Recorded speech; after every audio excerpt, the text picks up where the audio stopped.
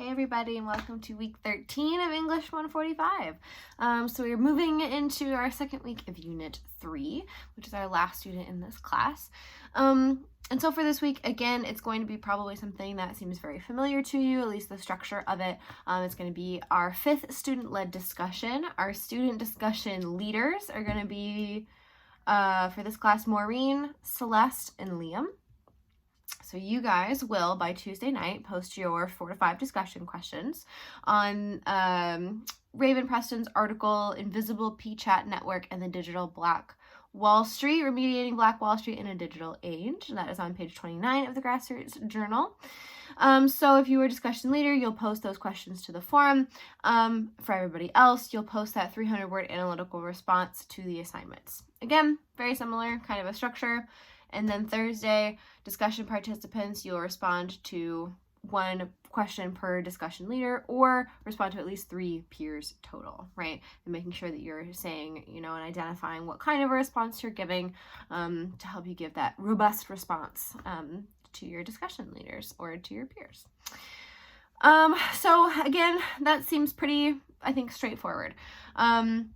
Thinking about other things that I want you to be working on if you go to the other section. The only other thing I really want you to do this week, other than this discussion, is to start thinking about your proposal if you haven't already. Because if you look ahead to next week, week 14, it's going to have, again, another discussion. You still should be working on your proposals. And your proposals should be robust as well, right? So it shouldn't be something that you work on like the night before and you turn in. This is something you should be thinking about. You should be brainstorming ideas. You should be coming up with that research question, building off your annotated bibliography to come up with some more resources that you'll need to create your article, right? So I want to make sure that I'm giving you enough time. So I'm not trying to assign too many other things because I really want you to work on your major project. And that kind of starts with the brainstorming, the research gathering, and the proposal. So again, to kind of remind about what is going to be in the proposal, what you should be doing for the proposal, I have that up here. So again, thinking about what does a proposal look like? So if you want to write it in like essay form with like introduction, body paragraphs, conclusion, you can do that. You're also more than welcome to use headings. So your first heading might be research question, right? And you explain what your research question is, what are you going to be exploring through your article, as well as why you've chosen that particular topic and how it relates to your future academic discipline or professional career. So what is the question? Why did you choose it? How does it relate to you? And then your second kind of heading that you can then use would be your research plan, right? So if you already have some research done, you can talk about that. If you still need to do more research, talk about how you're going to do that research. Where are you going to look for it? Are you planning on watching a certain documentary but you just haven't done it yet? Talk about that. Are you going to look at TED Talks? Are you going to read journal articles? Are you going to look at books? Are you going to talk to people who are working in that position about your research question? How are you going to get that information? And I also have some different explanations here. So again, whether are you going to look at other wikis and see kind of what the genre of a wiki looks like. And again, the most familiar one that you might be with is Wikipedia or fandom.com. Those are probably the most popular, I guess you would say. So what do they have that you will then need to put into your article? Utilizing the library pin database collections. Again, if you haven't been to the Milner Library website, I highly recommend it. I highly recommend going and looking for certain databases, not just searching all databases, because you might get a million literally responses, versus if you're in psychology, there is specific psychology databases that you can then go in and search for, so it'll help kind of narrow that search, play around with keywords, things like that. If you want to meet with me, I can go and do kind of like a little bit of a deep dive with you into research and kind of be there with you and kind of give you suggestions for keywords, and we can try to find some stuff together. Some people find that to be kind of useful. Other things that you can do are perform observations, do interviews, or other ethnographic research. So what ethnographic means is just some sort of where you're putting yourself into that position. So if you are looking into the writing at a law office, if you have the opportunity or you know somebody, and you can go in and you can watch people, right, while they're doing their communication, whether that's verbal or nonverbal or written or whatever, and you're looking at that. If you want to go and talk to specific people who are already working in that field, that's ethnographic research. That's gathering that kind of primary research. And then the last kind of bullet point there, utilizing multimodal research by watching videos, or looking at photos or different links, so how are you going to make your wiki page multimodal, right? Are you going to have embedded links? Are you going to include videos on there? Are you going to quote from videos? Are you going to have people go watch videos and then come back to your article? How is that going to kind of work, right? How are you going to kind of put those all together and make your page multimodal? And your page, you don't actually have to create like a Wikipedia page. You can create it in a Google Doc or a Word doc or a PDF, or however, is comfortable for you. If you want to make a wiki page, you are welcome to do so, and link to it and make it kind of like a web page if you're familiar with building web pages. But if you're not, don't worry about trying to figure out how to do that. You can just do it within a Google Doc or a Word doc and just make it look like a wiki page. Okay. So then discussion of potential outcomes and difficulties that you might face when constructing this article. That might be your last section heading, right? So what are the outcomes? What do you want to do with this information? When you're done writing it, what are you going to do with that information? And what is your audience going to do? Or what do you want them to do? Do you want them to have a better understanding? Do you want them to do some sort of a call to action? Maybe after knowing about this kind of communication, you want them to go sign a petition of some kind, right? What do you want them to do? And with that, you can then kind of have to establish, well, who is your audience then?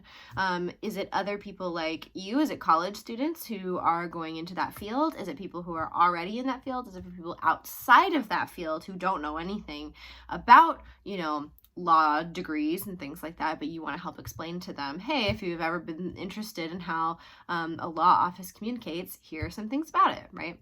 So who is your audience? You kind of have to establish that as well.